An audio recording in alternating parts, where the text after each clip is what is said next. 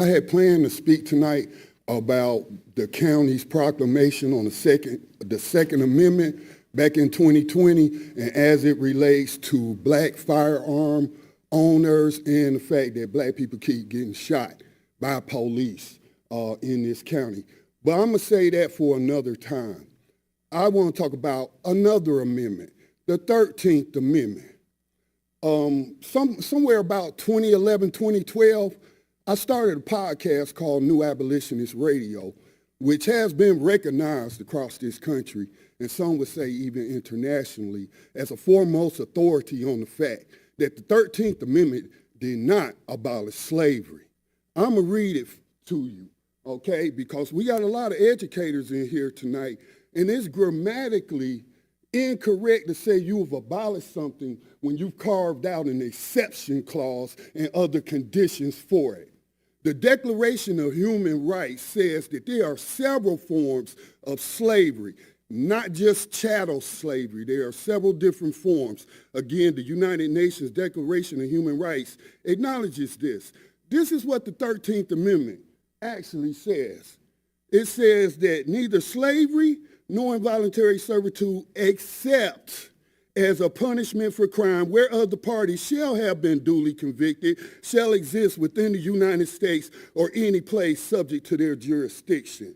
So again, I ask educators, grammatically, can you abolish something while carving out an exception for it? Certain conditions where I can enslave someone, certain conditions where I can put them in a state of involuntary servitude. As a result of that work, along with award-winning African-American spoken word artist, another activist from Missouri, we did this podcast for over a decade. The archives are still available on blacktalkradionetwork.com. Just look up New Abolitionists with the S, New Abolitionist Radio. You can find the Facebook page, has over 25,000 followers. We interviewed constitutional professors from across this country to speak on this amendment, which does not abolish slavery. Now let's read section 2 because it's connected to that history sitting outside.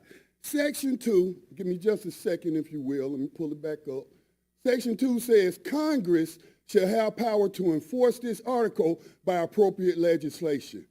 That legislation they came up with was called the Black Codes, which criminalized black life, which allowed them to be arrested, put in jail or prison, and leased back out to plantations, to mines, to other local businesses. So I just think it just infuriates me, not at anybody personally, but it infuriates me that we're still spreading this misinformation about a very important amendment in our Constitution.